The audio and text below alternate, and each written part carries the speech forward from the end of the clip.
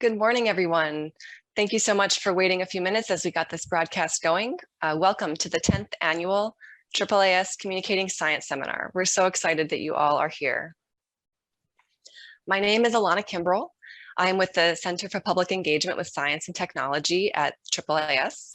In addition to this seminar, our center runs workshops, fellowships, awards, and other programs that support scientists and engineers in engaging in dialogue with public audiences and in viewing this as an exchange of ideas and learning rather than a one-way flow or sharing of information.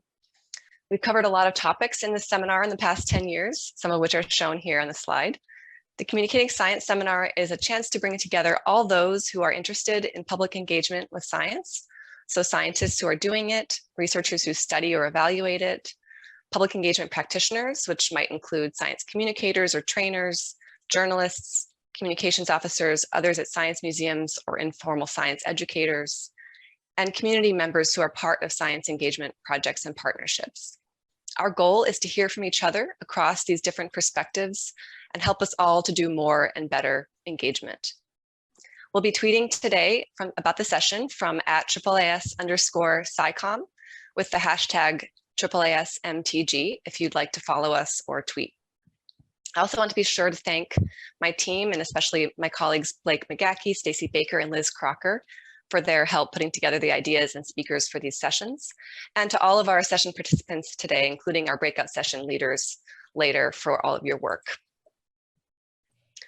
Through this virtual platform, we are able to gather from all over the country and the world. I want to gratefully acknowledge all the diverse and vibrant Indigenous peoples on whose ancestral homelands we are standing. I am joining you from Northern California in the ancestral homeland of the Ohlone and Muwekma tribes. For those in North America, I encourage you to visit native-land.ca as a starting point to see what Indigenous communities call your region home and to learn more about them. In addition to the panel happening now, we have another at 11 a.m. Eastern Time, focused on building reciprocal, mutually beneficial relationships with public audiences and communities. And we have 5 discussion sessions at 1:30 Eastern. So these sessions will provide more of a chance for interaction and conversation, and they include coming together to unpack and process the Communicating Science Seminar, science communication to get policymakers' attention, connecting science communication researchers and practitioners to improve and make use of the science of science communication, mentorship in science communication and engagement, and breaking boundaries, exploring SciComm from around the world with representatives from India, Israel, Kenya, New Zealand, South Africa, and the United Kingdom. I wanted to share, for those who haven't seen it, the Inclusive SciComm website, inclusivescicom.org, because they recently published a starter kit, and there's also a crowdsourced Inclusive SciComm resource list. I'm sharing this as one of many excellent places to look for more information and background after today's sessions. So we have a couple of quick polls to get to know you, our audience, a little bit here. So please, on your phones or your computer, go to slido.com and enter the event code 019951.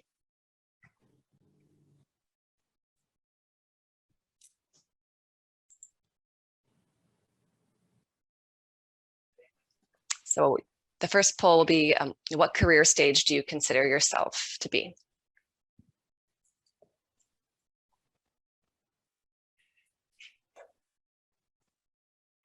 Great, thank you so much, all of you who are joining the poll. Got a lot of early career here, folks here, mid-career, but a good mix of everyone here. We'll just wait another moment to let people join that.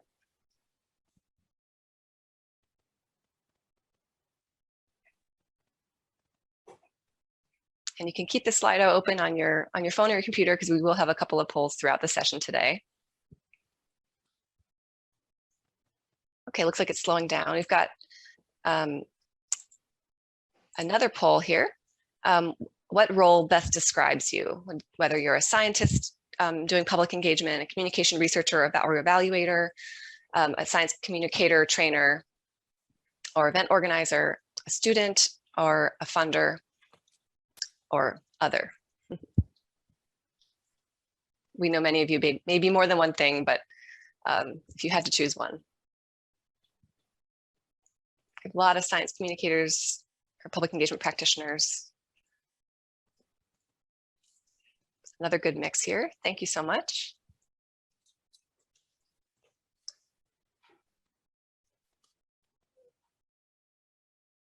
Okay, we have one last one before we move on.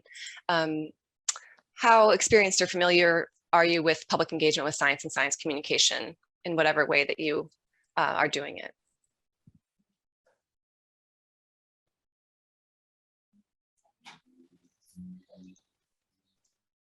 Also another good mix here, but a fair number of people are quite experienced and have some experience. Well, this session will be useful, we hope, for everybody, no matter what your experience level is, be able to take things away from it, we hope. So thank you so much for filling that out. It's really helpful to us.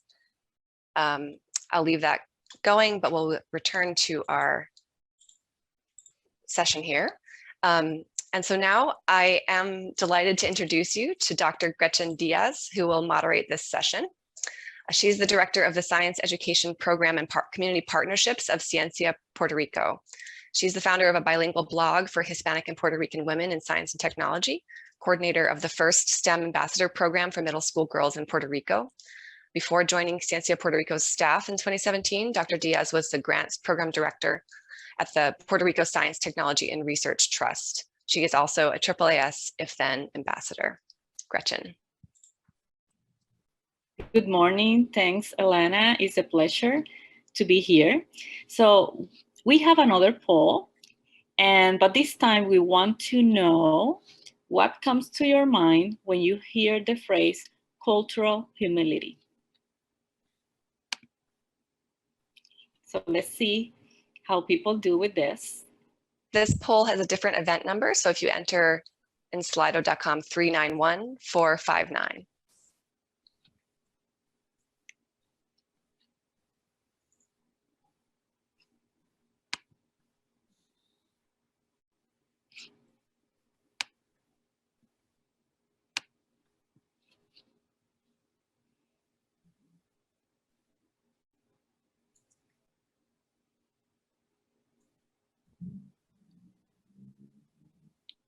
Oh, let's see.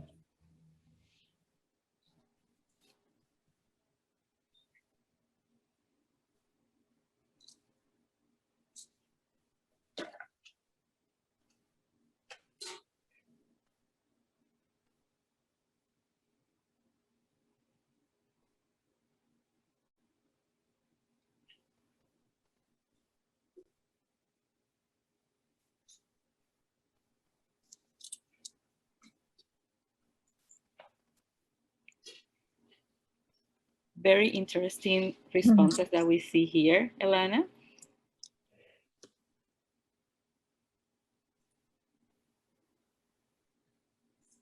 Okay, so I'm sure that many of you have found yourself in the position of wanting to communicate your research results or a project, or maybe everyday scientific concepts to the public, right? But even more, there are scientists, communicators that not only want to communicate, but also want to collaborate with the public and community so they can be part and co-producers of the research or projects. So these are not easy tasks, and especially when the culture of each community and their perceptions can have a direct effect on how we transmit and receive the information. The immediate question is, how do we invite those with different experiences into the conversation and find entry points and common ground to start, considering their cultural background and the differences with our own culture? So we want to reflect today on two very important concepts. First, cultural competence, which refers to the ability to recognize, and this is very important, that ability to recognize what makes us different human beings, and which also can include culture, but also the experiences and behaviors. But just as important is the concept of cultural humility, which refers to to that acceptance and to that understanding on what makes us There are other individuals that have different customs, and they have a different cultures, and we need to accept that, and we need to accept that we don't know all the details, and we ignore all these concepts and experiences that they have. And today our speakers will share both experience and research in how they apply these concepts of cultural competence and cultural humility to improve their science, but above all, to improve people's lives and their communities in a very authentic way. So let's start with our first talk, a values-based approach to participatory engagement undergirded by cultural humility and cultural competence. This is by Ella Green Moto, which is administrator of the Community Ethics Board, Review Board, and Community Director of the Flint Center for Health Equity Solutions, and Suzanne Selig, which is a professor emerita of Public Health and Health Sciences at the University of Michigan, Flint. The community and academic partnership between Ella and Suzanne, which is a partnership within a larger partnership, began nearly 30 years ago in Flint, Michigan, and has propelled their collaboration journey into this multifaceted space. The fruits of their labor were sown by seeds of the community-based health initiative, funded by the W.J. Kellogg Foundation in the early 90s. Their current work is a direct reflection of the aims of the initiative, which was to strengthen the practice of teaching of public health by creating partnerships that include an informed and engaged public, creating sustainable models of public health through practice, research, and teaching, and utilizing the community-based participatory research as an approach. Ella's and Suzanne's presentation will highlight the importance of leading with cultural humility and embracing cultural competence as core tenets of the efficacy and sustainability of community-based and community-driven collaborative interventions. They will further encourage the audience to move beyond the humility and competence debates, opening the door for the development of brave spaces to tackle the many faceless challenges of racism and the bold anti-racist actions that are required. So please, Ella and Suzanne. Thank you so much, Gretchen. Good morning, everyone. As a community partner, I will offer this presentation or this section of the presentation or unpacking, beginning with some of the engagement history of our partnership and ending with Suzanne providing insight on how our community was introduced to and successfully embraced the science of our work.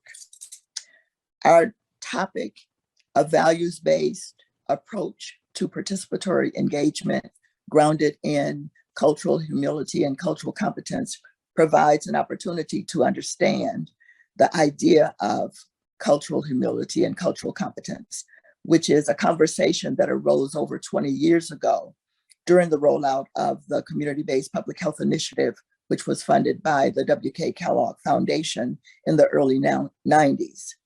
And this actually planted an enduring engagement seed, which helped to grow a number of heightened values-added models to public health collaborative work, including the community-based participatory research approach that we practiced. Next slide, please.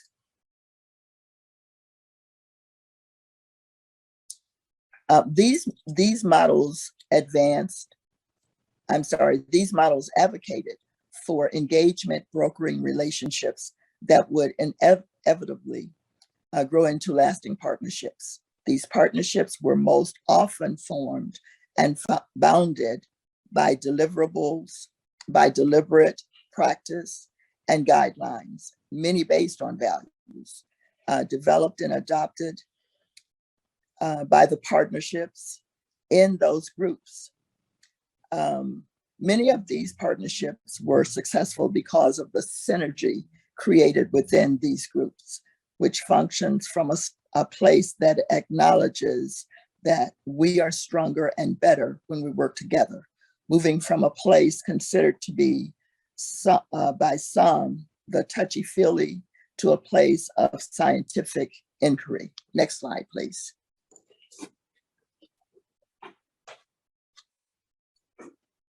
I think you went too far. Thank you. So leading with humility in order to be able to claim the level of success that we have enjoyed here in Flint, we had to allow humility to work, becoming open to what we didn't know and being willing to learn, which wasn't and isn't always easy. Next slide, please. Humility allows us to do a self-critiquing. Having humility is not a skill that we can learn, but rather something that we must become. I see it as a way of being. The idea that when your own sense of self-importance is reduced, true humility is staying teachable regardless how much you already know.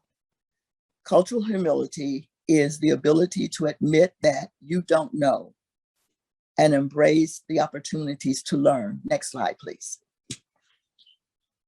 Cultural competence, also known as intercultural competence, is a range of cognitive, affective, and behavioral skills that lead to effective and appropriate communication with people of other cultures.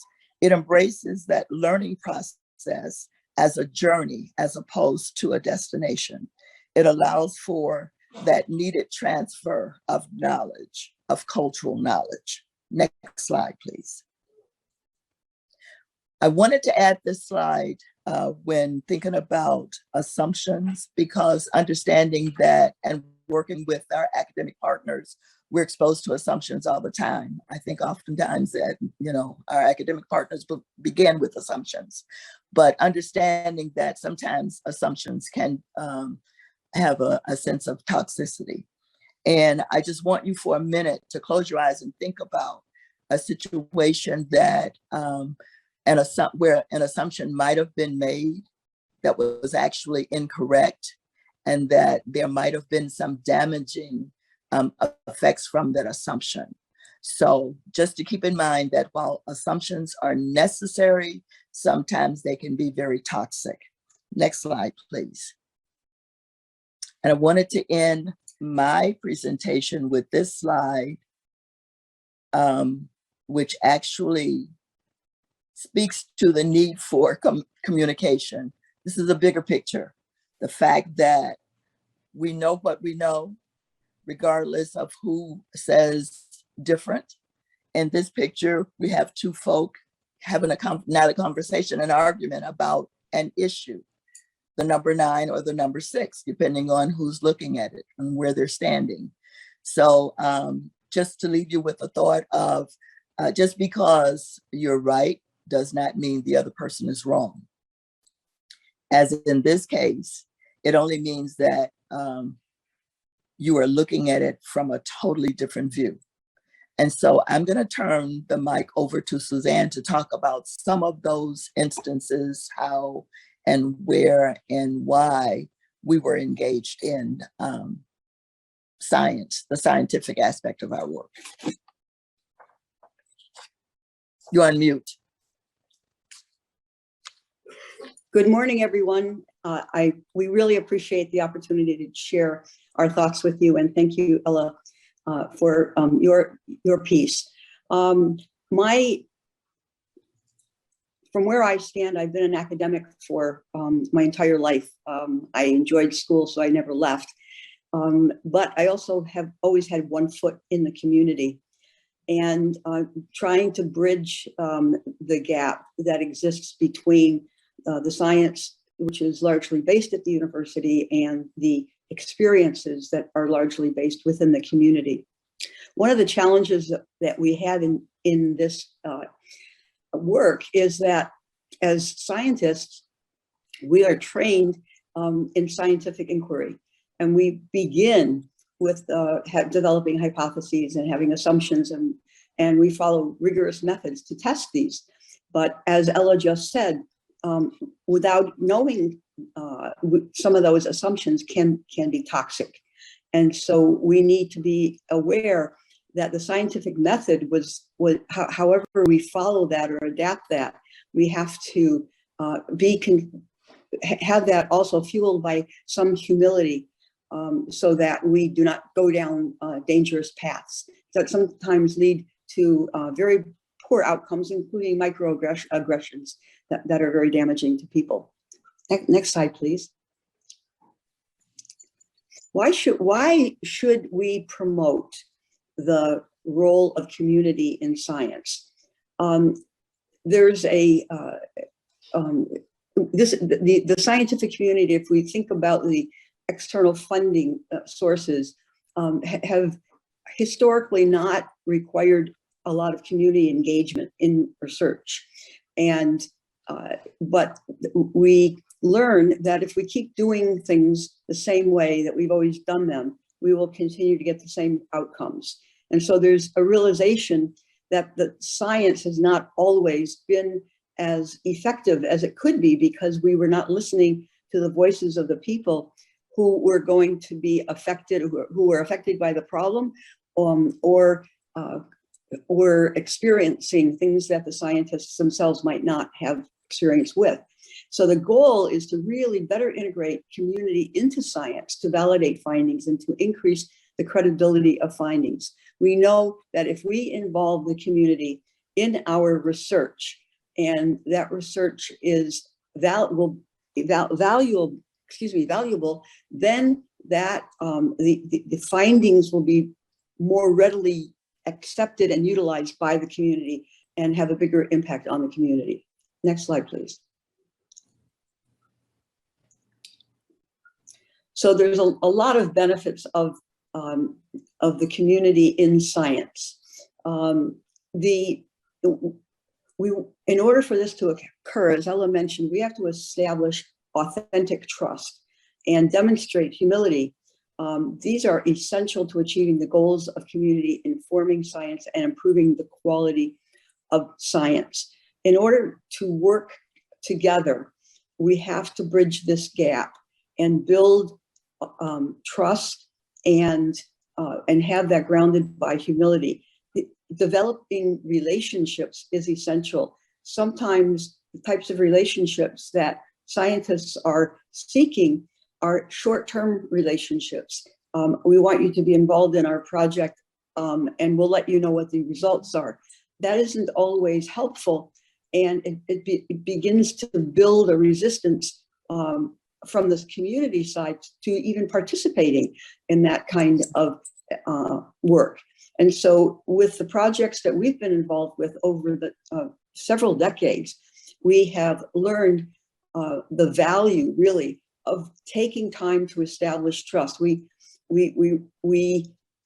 think about process and outcomes, and we came to the conclusion that the process in establishing relationships is as important as the outcome, because if without those relationships and without that understanding and trust, the impact of those the outcomes will be lessened.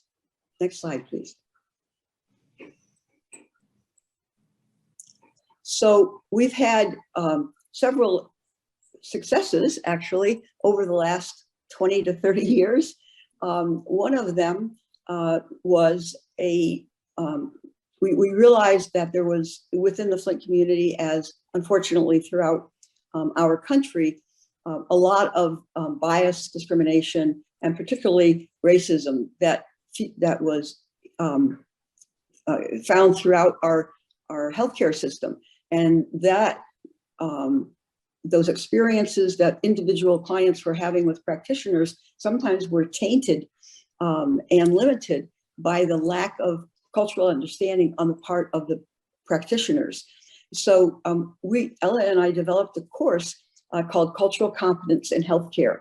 And initially this course was taught to a group of about 25 students, and then it became institutionalized within U of M Flint. And we were training and educating as partners students who are going to be future practitioners, so that they could become aware, develop a sense of humility, a sense of self-awareness, so that they could be open to understanding, not tolerating, but understanding and eager to know about the clients that they were serving. And this course has been very, very successful over the years. And actually, I believe at the time that we did this, there were very, very few courses like this in the curriculum of universities that was actually required.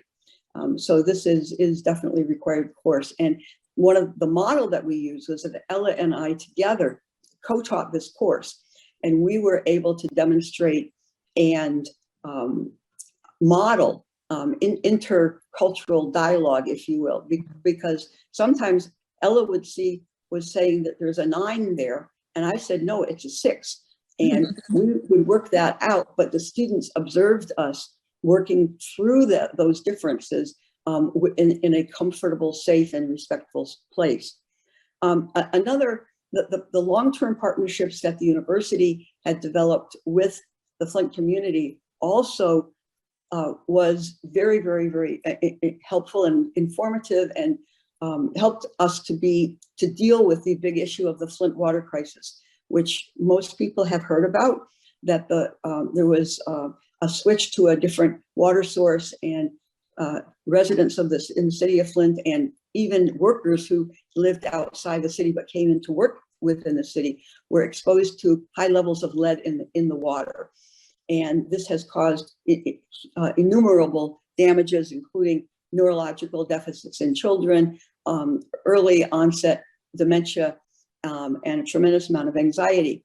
And during the course of all of this, during the water crisis, when it was at its peak, there was a lot of misinformation that may or may not have been deliberate, but there certainly was a lack of transparency from the government about what the causes of this crisis were, how do we remediate it, and where we go from here.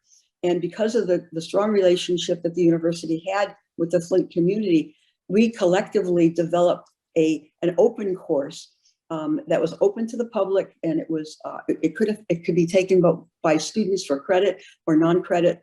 And we had we had 8 sessions, and we always had a panel, which was a mix of community people and scientists.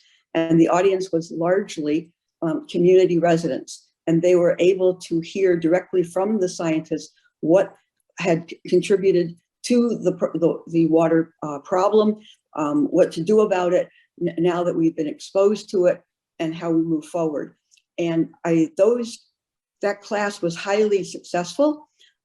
We had over 500 people who came over the various sessions, and I think it helped to establish a mutual respect, particularly on the part of the scientists, for the really heightened expertise of the community, and that the voices of the community can really inform the science in terms of directions to take, and how to modify some of the methods that we were using.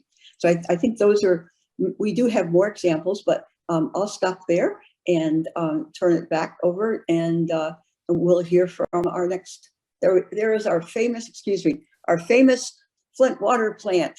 That's the symbol of the Flint water crisis, because we had our own processing plant in Flint, but it was basically not usable because it was archaic, and it didn't have the expertise or the resources to actually treat the water. And so when we switched from an external source to a local source, the Flint water plant was brought up into action, but not fully capable of handling the situation. And so that was part of the problem. Thank you.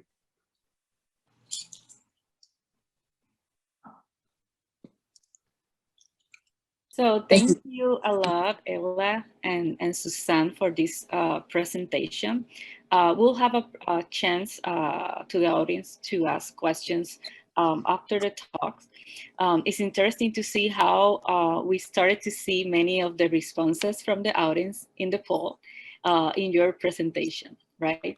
So let's go to our second talk, where you begin the journey multiple pathways to empathy and equity through researcher-community collaborations.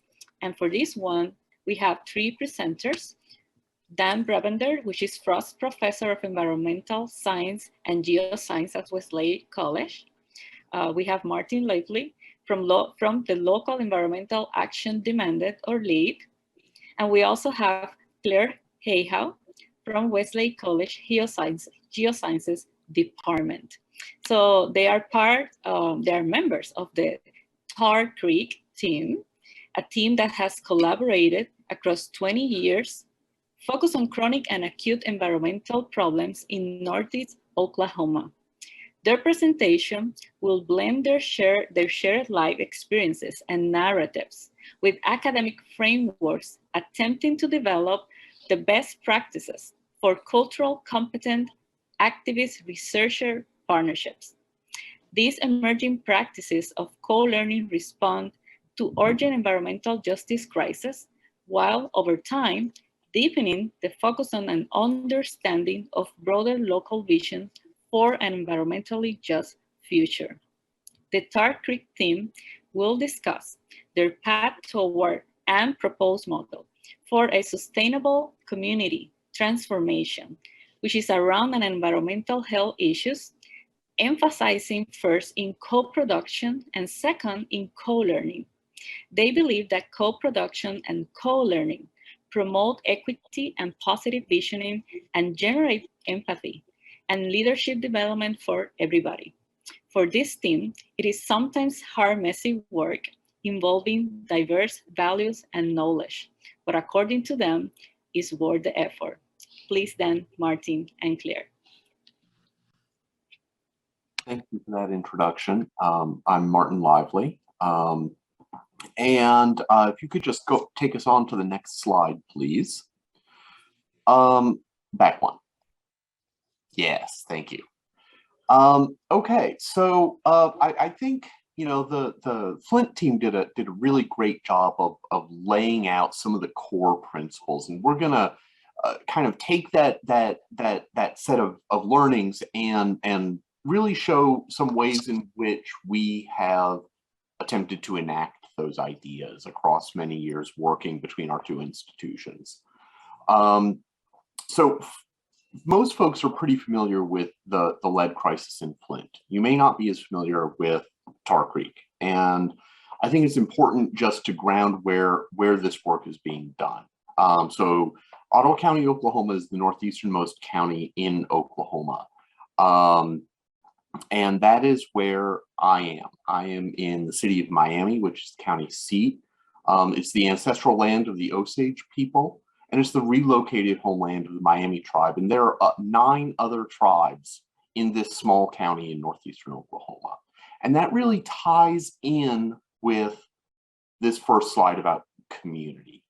Our main issue here is heavy metals pollution from legacy lead mining. The largest lead and zinc mine in the world was in northeast Oklahoma and southeast Kansas southeast Kansas and southwest Missouri. So what do we mean when we talk about community? When we talk about community partnerships, right? I think it's really important to recognize that communities are internally diverse. They are not homogeneous, okay? So you just look at what I've described about my community. I am the descendant of white settlers who came here. My great-grandfather opened a lumber yard in 1917. Yet we have 10 tribal nations here in this place, occupying this space. And so there's in every community more diversity than you think.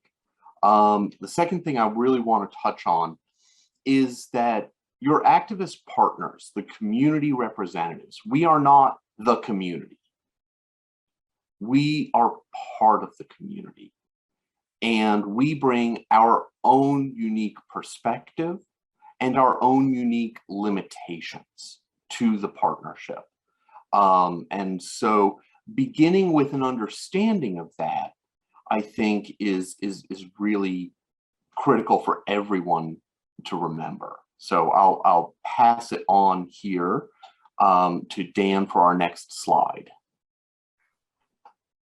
Martin, thank you for that. I think it's a great place to start to think about the researcher activist paradigm, if you will, and that each of these bring to a potential collaboration some elements that we have in common, like race and ethnicity and gender. And these can be recognized and can be worked into how you launch a partnership. But then there are unique elements. And in particular, the community has questions. They have needs and they have hopes, right? And that's represented by this gear here. And then the researcher initially has questions and fears. And intentionally, the gears here are of different sizes and with different teeth. And then you ask yourself, how do we start to mesh together? What are some best practices that will allow these two communities to collaborate? And one of the things that we're really going to focus on is this co-discovery method to identify questions that matter. And we'd like to call that action science. Next slide. And so when we begin this process of partnering, right, academics, activists, at the beginning, it can be very awkward. It can be very difficult for everyone. And I think that's a really important point to note. You know, as a researcher, you're coming into a community, but the community is also making space for you and has attached to your presence all of its complicated, multivariate, and conflicting hopes and needs for the partnership, right? And so it's important to remember that we're combining together systems level challenges, right? Challenges dealing with power dynamics, knowledge differentials, right? And also lived in the moment emotions and experiences. And when you combine those two worlds, it can lead to interactions that can be uncomfortable, right? That can be, quote, sort of merely performative, or that can involve virtue signaling that doesn't really hold a lot of value. But the key is to remember that some awkwardness and discomfort is unavoidable for everybody. And everybody's just trying to bridge this discomfort and awkwardness. And some attempts are going to be more successful than others. And so we believe that trust and time are at the heart of what can shift these initial, more performative actions into more resilient relationships. And so over time, empathy backed by actions like redistribution of power and resources can lead to both interpersonal and systems level changes. Yeah, I think the Flint team really highlighted the value and the importance of trust in this process. And once you've done the hard work of nurturing trust within the collaboration, other things are possible. And I think it's interesting, in the very beginning poll, listening was the biggest word. And I think we want to talk about a different kind of listening, this idea of recursive listening that's not focused on persuasion, but on reflection. And listening, being willing to be transformed. And as human beings, we're not good at this. And maybe academics particularly so. And so this is something that we have to practice and learn. But it's part of the process of getting to equity so that we can deal with these issues of power. And ultimately, right, the goal is transformation. And I want to point out that this transformation is not just the community, but the researcher is transformed in this process as well. And they must be willing to engage in that way. Next slide. So one of the things that's really interesting about this interface between public health and geosciences is it's a very much evolving discipline that didn't exist even, say, 10 or 15 years ago. I think we used to call it medical geology, which was wholly inappropriate. And what we're finding out is that through collaboration with communities, we are inventing a new academic discipline called geohealth. And I'll let Claire just give you a quick look at what it's like to engage in geohealth research. Right. So this figure is from a paper that we have linked in our slides, and it shows geohealth's current place in the geoscience world as a uniquely transdisciplinary and action-oriented science field. So working at the intersection of the natural and applied sciences, public health, and community activism, geohealth has the potential for a wider range of just, sustainable, and applied outcomes. And as you can see at the bottom, some of these outcomes are more intentional science communication, more researcher engagement in both public and environmental health policy, and ultimately environmental justice. And so all of these can result in both community and researcher transformation. Next slide. Slide, please. Great. So here you see sort of the logos for lead agency and for Dan's lab at Wellesley College. And in between, you have these characters from the Cherokee syllabary, Gadugi, which means working together. And we felt it was really important to share that because it captures the cross-cultural elements, right? But also we are working. We are working to achieve things. Researchers have research goals, activists have community-based goals, change goals, and we are working together. And it is really a complex partnership. And this slide really is just a recap of where our conversation has taken us to this point, right? This is an academic and an intellectual interaction, but ultimately it's a human one. And that human interaction, if it thrives, will help the academic and intellectual activity thrive, right? And the benefits you see here coming from empathy and equity as the foundation of that process are really, I think, pretty obvious and hopefully universal outcomes from a human partnership that's rooted in those values of empathy and equity that we're advocating here today.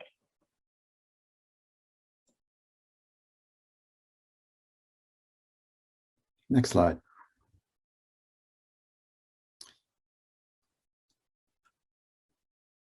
So one of the things that I think I really want folks to take away from this is that partnerships are finite, but relationships can be infinite. It's a very powerful statement. And where you begin this journey and your mindset really will impact your trajectory, because relationships can accomplish a tremendous amount more than a partnership. And I think one of the unique things about our two presentations is, at least in these cases, these partnerships have led to relationships over decades. It's not necessary for you to have transformation capabilities, but I think it is an outcome that is worth considering. And I think one of the things that I have learned personally about this is that I think many researchers with very good intentions enter into a collaboration or a partnership from some notion of charity, right? But empathy is so much stronger than charity. And I think that that's something that I want us to think about as we plan and figure out what these interactions look like from a best practice. So I have some questions here. They're mostly rhetorical questions at this moment in the presentation, but I want us to think about these sorts of things as we move on. And we discuss just a few more topics here in our time together. Next slide. So the question here becomes, what are the barriers to this kind of work that we're advocating, right? And you heard Ella and Suzanne talk powerfully about some of the challenges that they have identified, and I think this echoes a lot of that. But we really want to emphasize that truly collaborative research, it really cannot happen organically without power creeping in. There are going to be differences in power between researchers and community members. And it's important that everyone be prepared to deal with it. And by the way, as researchers, remember that your community partners also have some power here. They have power from locally based knowledge. Local people know where to find information. They know where certain things are going on, and they may know questions that you haven't thought to ask. And that also is a form of power. And so it's important for both sides to really be aware of that, both the power they have and the power that they don't know the other side may have, the other party may have, right? Now, I'm going to talk about sort of the first bullet point on this list. And one barrier here is that grassroots activism and academic enterprises, they're very different ways of enacting change. And that can create challenges to getting on the same page and thinking about the problem in the same way. Grassroots activists are much more concerned with the chronic long-term issues in that community.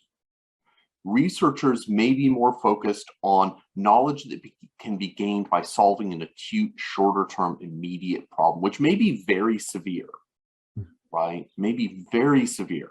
And the community may share that goal of wanting to solve and understand that problem. But when the researcher leaves, the activists are going to have to continue that work. And so the concerns for the activists are much more long-term sometimes than researchers coming in start out with. And Dan, I'll pass it over to you to talk about one of the other items on this list. Yeah, I'll briefly bring up item number 4, which really is an outcome of what Martin was just sharing with you all, is that activists and researchers have very different ways to measure success. And this can provide tension in the relationship. And one piece that I think both Flint and our presentation have glanced on is how funders measure success is also a huge part of the equation here. And I hope that we can have some conversation about ways in which we might find alternative mechanisms or increase the ability for funders to engage in this messy kind of research. Next slide.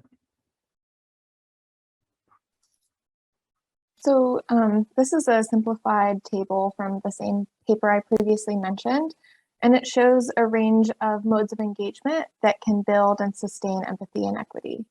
So at the top, we have parachute science, which can be extractive and potentially harmful. And then moving towards the bottom, we have participatory action science, which is co-produced.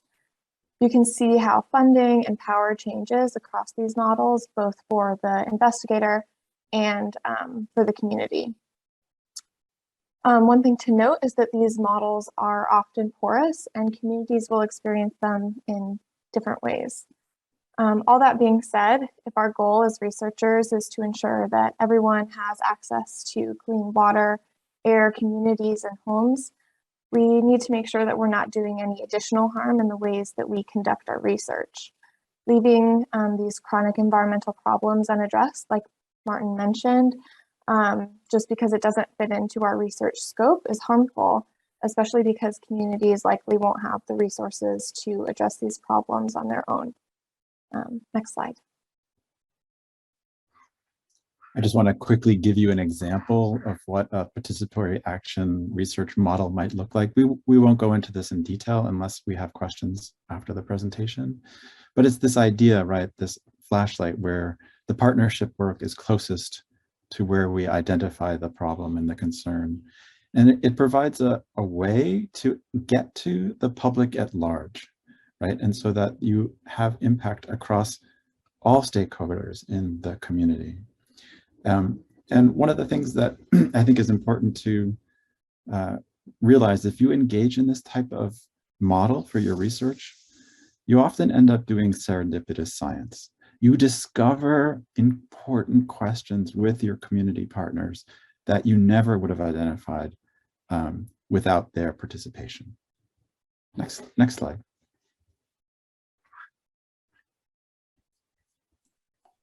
And so, if you buy all this, right, then what becomes possible, right?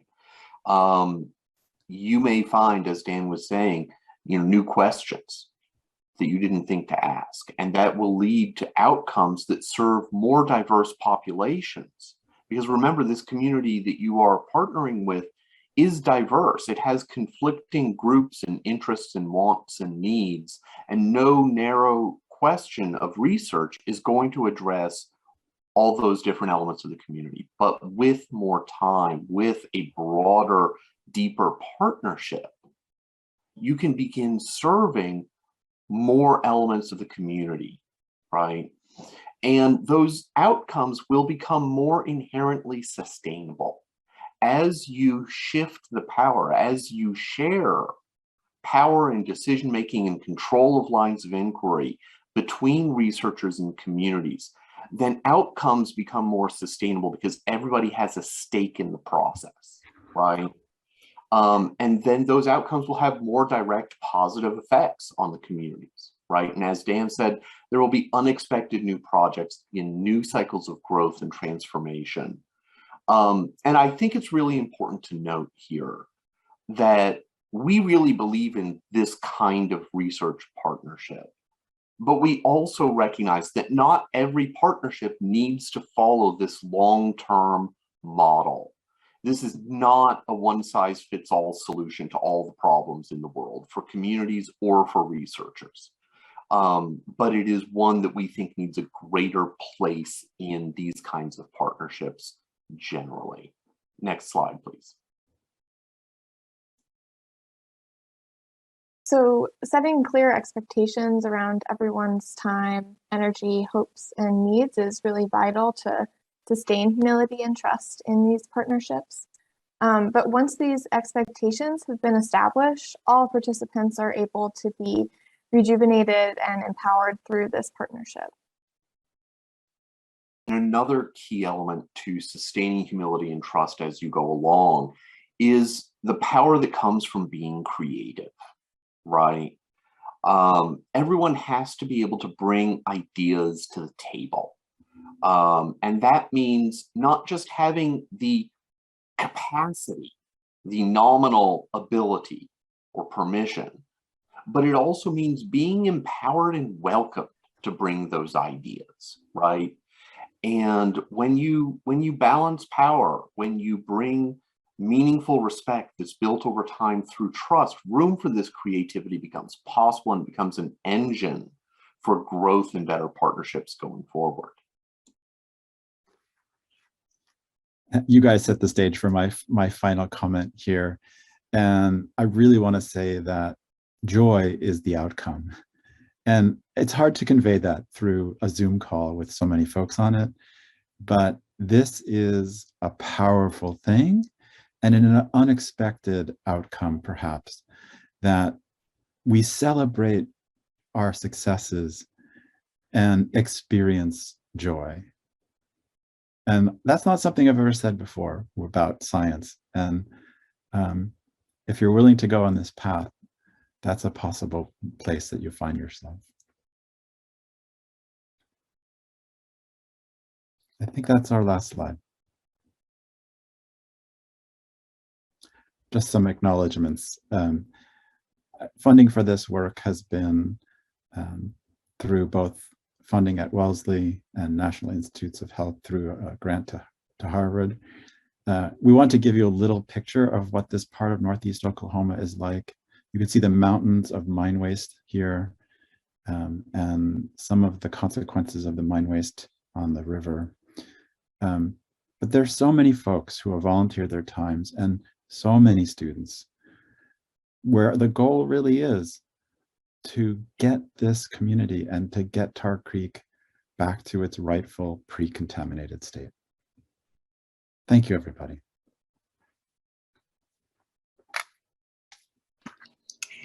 Thanks a lot for that presentation. And actually, thanks a lot for that distinction between partnerships and relationships. I think is very important, especially for the long,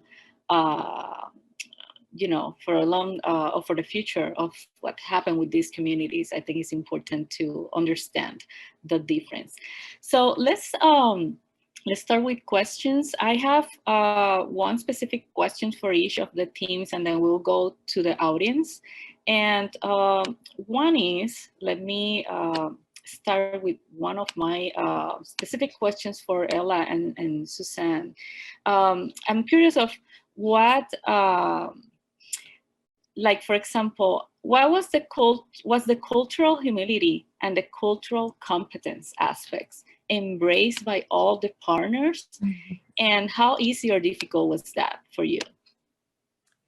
So I'll start first. It was not embraced, and I can still remember some of those conversations. They were not brutal, they were honest.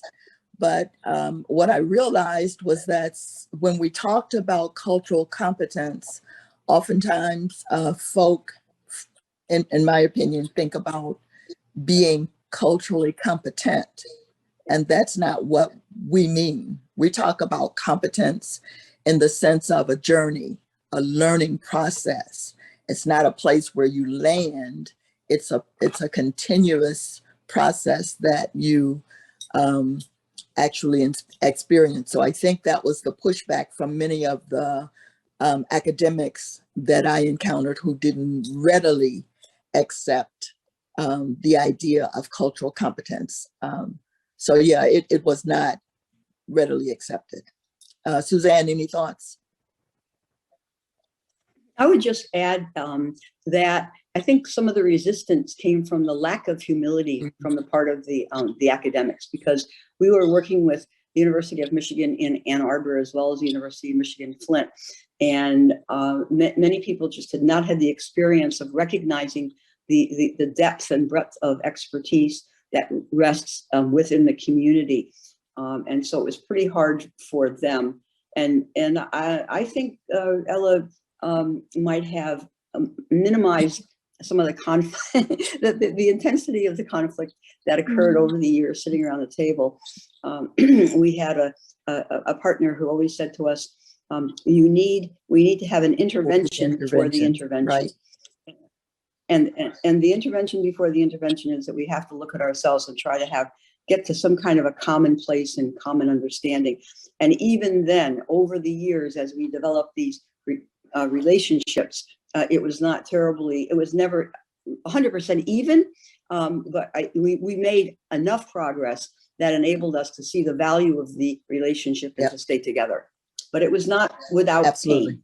And scars. That's very, very interesting.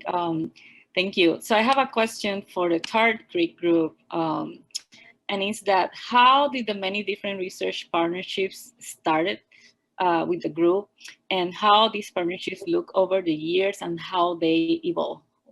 If you can describe that for us, how you said.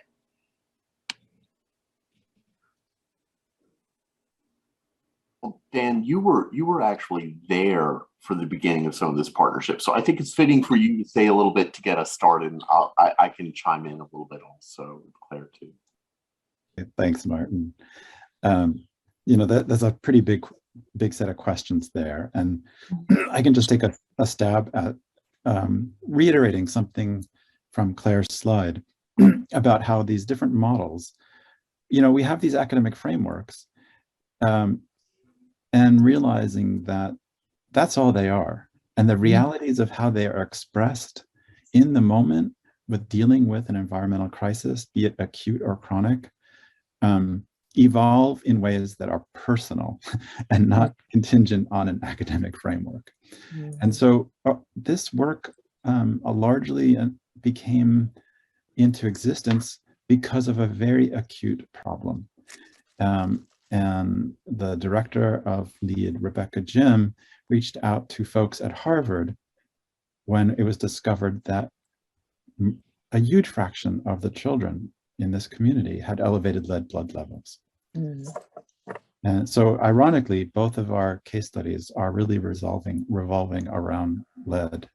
I think one of the things that I was involved with at the beginning was as a partner with Harvard, sort of bringing in the undergraduate education component to this, and paying it forward so that the next generation of students and now collaborators like Claire can become the folks who make the transformations possible. That's an attempt at an answer, but maybe Martin, I'll pass it back to you for a moment. Yeah. So I think one really important dynamic here is that, you know, when you think about types of community scientist interactions, this began as what you might call parachute science, right? You had a team of experts come in and say, there's a crisis here. We're going to help you find an answer. And that help was enormously needed. It was a crisis. And what I want to note about those interactions is that for some of those folks who came in as part of that big team, they left, they published their papers, and they never came back. Yep. Right? They just left. They went on with their careers, their projects, and they've been very successful, and we appreciated their help. But our problem stayed. The problem stayed. We still have lead poison kids here today. And we still have too many.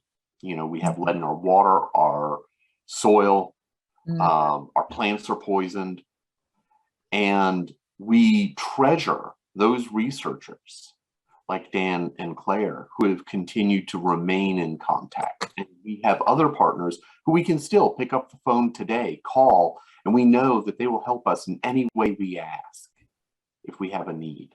And that dynamic is invaluable. And it starts with parachute science many times. Yeah. You know, and it starts with that human connection and interaction during the process. Thanks a lot for your responses. So let's go to we have some interesting comments and questions from the audience. I think in general, everybody any member of the panel can answer those questions. I'll let you know if it's something specific, but feel empowered to answer the question if you feel you can contribute, of course. One is that in the US, the term melting pot is more popular than multiculturalism. How do we address this? Do you agree? And you have a response to this, any of you? So I'll jump in on that and say that from our experience back in the early years, I think we really gravitated to using symbols to express some of what we were dealing with. And as opposed to thinking about our partnership or, you know, the US or the community as a melting pot, we started to call ourselves the salad people. Because in a melting pot, everybody is sort of glumped together and you don't know where one piece starts and where the other stops or whatever. But with a salad, we were very clear that in a salad, each of the ingredients maintains its identity and it pulls together and works as that salad. So we definitely never thought of ourselves as or use the term melting pot. It doesn't work for us. I might just add, if I may, that in a way we're both, we have aspects of the melting pot, but very, very much have distinct differences in individual cultural differences in terms of multiculturalism or as a salad. And I think it depends upon what we mean when we talk about a community. I think that the melting pot part comes into, there's got to be some kind of baseline shared values. You know, do we, and if you want to look at democracy, for example, do we have to share in the principles of democracy in order to have a democratic country. But obviously the way that plays out is tremendously different, and that gives that variety gives us our strengths and our characters. Thank you. Let's go for, there's another question. Considering the current US political climate, with so many opinions around activism, the lack of understanding of the meanings like anti-racism, critical race theory, etc., and etc. How do you overcome that pushback while maintaining your commitment to culturally competent communication? I can address that as well, if I may. From the public, right? Yeah. Yeah, I can take a crack at that quickly. I think the pushback about things of like critical race theory and teaching anti-racism, I think really based in a lot of misunderstandings and lack of knowledge about history, and also sort of the fear that people who hold power in various communities in our country are unwilling to take a hard look at some of the imperfections that exist in our communities. And we need to encourage people to remove the guilt and the blame, not guilt and no blaming, but let's have an understanding of the history of how we got here. And let's talk about how we want to move forward. And I'm hoping that the furor over anti-critical race theory kind of dies down over time as more people perhaps gain an understanding of what that really means. Because all it means really is understanding the history of our country. And our country is not perfect. And in order to become more perfect, then we have to understand our history and to move forward. I think I would just add to that, you know, in Northeast Oklahoma, we have a lot of folks who subscribe to those points of view, right, who are very skeptical about these narratives. And I think, you know, sometimes in our work, we focus on simply those areas where we can agree. You know, we need clean water, right? Everyone needs clean water, safe food. And you know, honestly, sometimes you just focus on where you agree and you focus on building the bridges and not on those points where you see the world differently. Because for us, we're just very focused on the micro issues. You know, you have these macro problems and they're there and they're real and we need them to change. And when we have opportunities to do that work, we do. But sometimes just focusing on where you agree is the most practical way forward, I think. And it's definitely a good place to start. Mm-hmm. Exactly. You can build those bridges for doing that other bigger work. Right. Once you have that trust. And note, right, this goes back to the diversity of local communities, right? These local communities, we don't all agree with each other. We may face the same problems, but we may not agree about a lot of issues. Yeah. Okay, great. There's another question here. Humility must include the reality that no matter how well intentioned or aware we are, we'll make mistakes sometimes. How do you handle acknowledging those mistakes with those who may be harmed by them?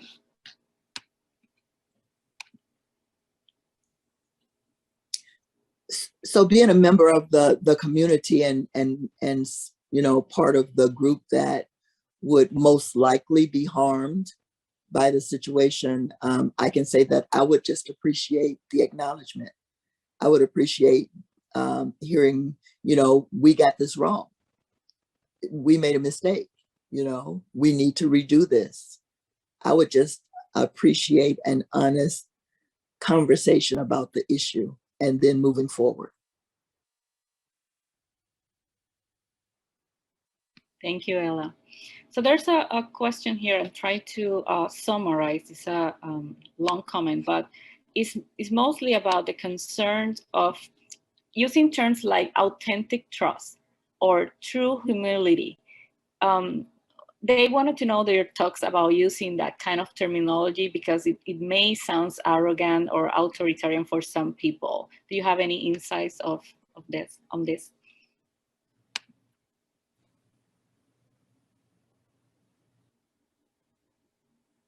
I think perhaps that can be addressed through conversation and explanation of what we really mean by those terms, and giving an actual example of how, and kind of going back to what Martin said about finding a sort of a common starting point, and sort of trying to understand what humility means, but saying what does it mean to somebody else, and giving an example of how they actually are behaving in a way that is characterized by humility, but they might not have labeled it as such.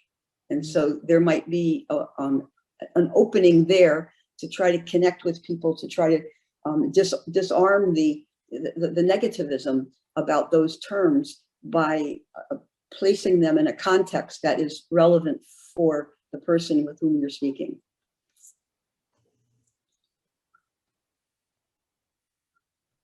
Thank you, Suzanne. I do have here another question. Is for someone that maybe know the term cancel culture, but the question is the following one. So can you speak about humility in science engagement in the context of cancel culture activism? If there's an ultimate goal, accountability, where do grace or forgiveness fit into the science activist relationships? Anyone?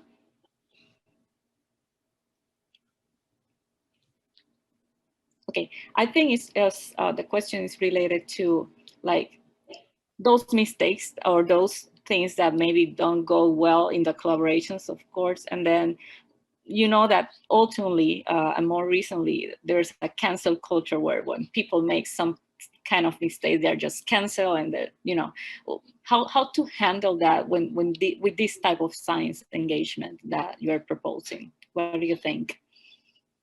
Did you ever found to have that situation before or not? Gretchen, I'll jump in super quick. I don't think it's a concern. I think if you're intentional about the way in which you nurture these relationships, and I'll go back to using that word rather than collaboration, then you have some immunity to these societal toxic things like cancel culture, because you are working on a problem together in such a way that you give each other grace, because both sides of this relationship are going to drop the ball sometimes. Yep. I'm going to have midterms to grade, or there's going to be a crisis in the community. And so ironically, I think if you're really in this kind of relationship, this is not something that has ever come up. And maybe this is good to call out or call in as a good benefit of choosing to do this in this way. Yeah, I think authenticity plays a huge role in how people react, even when you make mistakes, right? Because they know that your intentions on how hard work are you doing with and for them and with them, of course. And I think that plays a great role, which is, as you said, a benefit. There's another question. This is more related to basic science. Like, how can we apply these principles when we want to communicate basic science concepts or projects, because they are not direct. They feel they are not directly applicable to their communities. What do you think about it?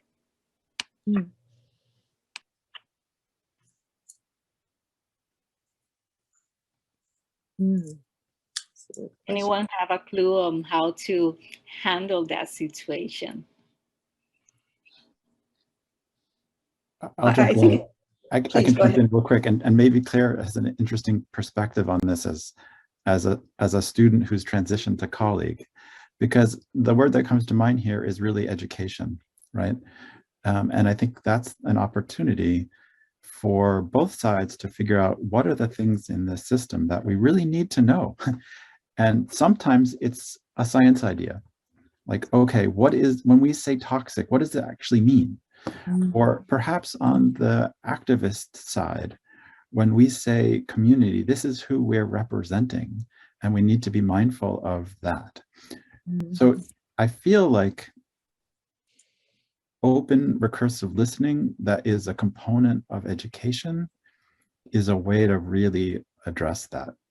And I feel like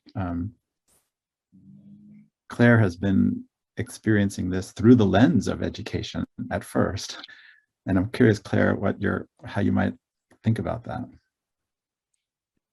Yeah, I mean, I think unfortunately, too often we might underestimate the people that we're communicating with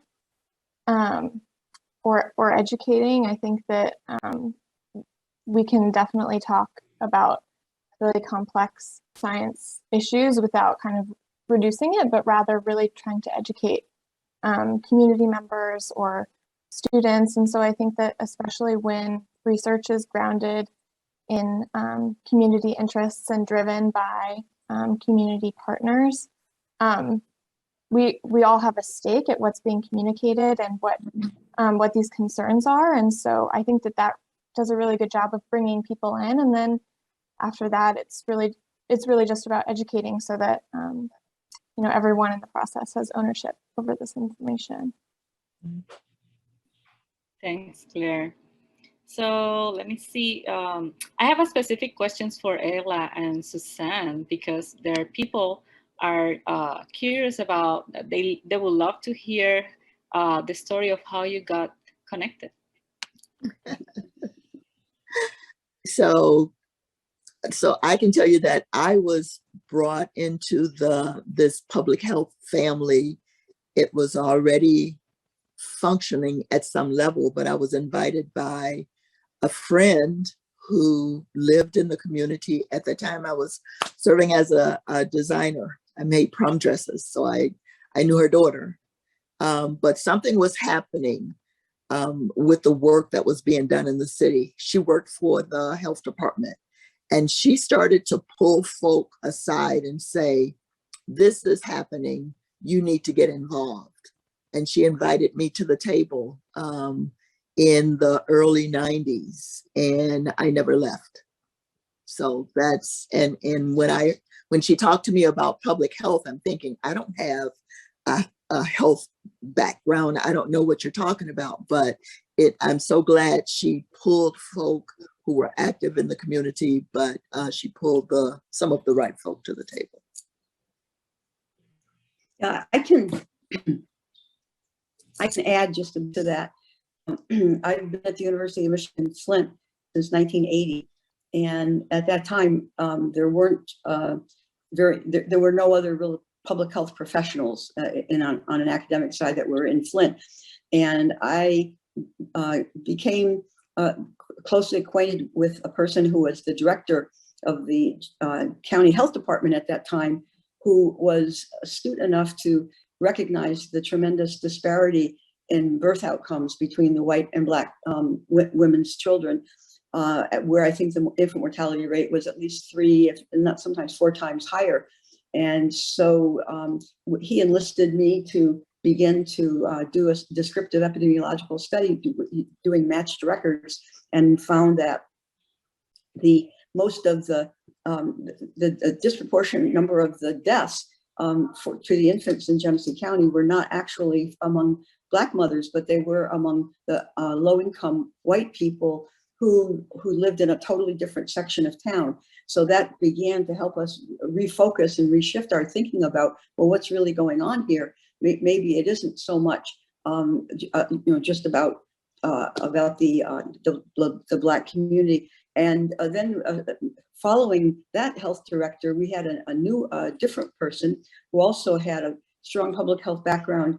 And with the encouragement of the Kellogg Foundation that wanted to develop relationships between the academic partners, the practitioners in the community, and the community itself. So he brought together and created an advisory committee for that would sort of bring those types of folks together. And the person that Ella's referring to, I believe, is Ada Brown. Yeah. And Ada was working at the health department at that time. And so through our focus on infant mortality and trying to reduce and improve maternal and child health, we began to bring more and more people to the table. And those relationships sort of developed and evolved. And we shifted our focus. We actually adopted an agenda years ago, before it was popular, that racism was contributing to infant mortality. That was the major focus that we needed to address in Genesee County, was racism. And it was so prevalent, and particularly within the practitioner community, that we had women who would refuse to return for prenatal visits because they weren't comfortable with the way they were being treated. And so that was kind of a big sea change, I think. And so having been at the university at the time of all of this, I've been involved since the very beginning, and have cherished relationships with many people still who reside in the community. Yeah. Thanks, Ella and Suzanne, for sharing that story with us. I would like to ask specifically Dan, in terms of how do you see, this type of research that focus research in the communities that you were doing, how do you see they're changing over the last maybe 20 years, and how do you see the future of this type of research? Thanks for giving me a chance to address that important question. I think there's more creativity in deliverables and definition of success, period. And that allows us all to breathe. So early on, really the deliverables were not integrated in the way that really respected the partnerships, right? The researchers would go for high impact journal publications, and that would be the focus. And then there would be folks who would be hired outside sort of the academic realm to do some of the outreach work, which this word actually outreach is starting to get on my nerves, because I think it puts things in a othering kind of perspective for which the PI is not fully accountable for that. That's another story. So I think that, for example, publishing op-eds, building bridges, being creative in the ways in which you reach out and communicate results. These are happening now, and they are spurred on by both sides of the relationship. I think the one thing that still lags behind and is complicated, and I'll just share this in a 30-second vignette from my own life, is that really where you are in your career as an academic, there are variables here that are outside of your control. And that, unfortunately, for many junior folks who really want to do this work, the way in which they're evaluated doesn't put the same rigor as it is as it should be given. And so I think we must move beyond the evaluation process on the academic side, so that you don't have to wait till you're mid-career to have these transformative experiences. Thanks, Dan. So with that, we have to finish because we are running out of time and we don't want people to miss the next section. So thank you very much for your presentations, for all your insights and your experiences regarding to this important topic. And let's go back to Elena. Thank you. Great. Thank you so much, everyone. We're so honored and thrilled to have you all here with us today. And thank you to everyone for your questions. Before you leave us, we have one last quick poll for you. So again, in Slido, I will just open up the next poll. What is one word that you will take away from today's session? enter event number 391459.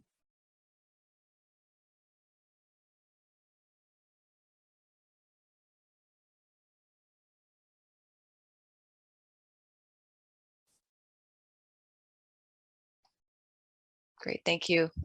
Salad, great. Thanks everyone, keep it coming.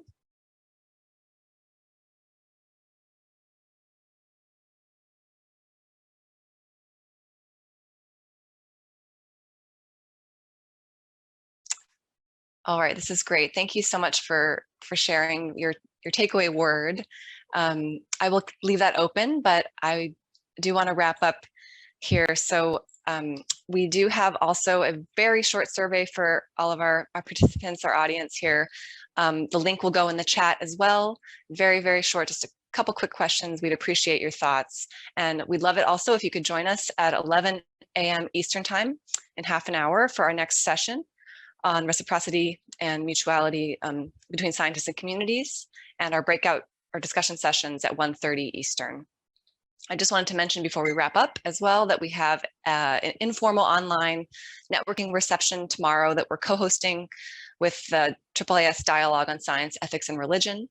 So that's at tomorrow, 5:30 p.m. Eastern time. For anyone interested in public engagement with science, we'd love to have you. So thank you again so much, everyone, for joining us today, and we will see you at the next session.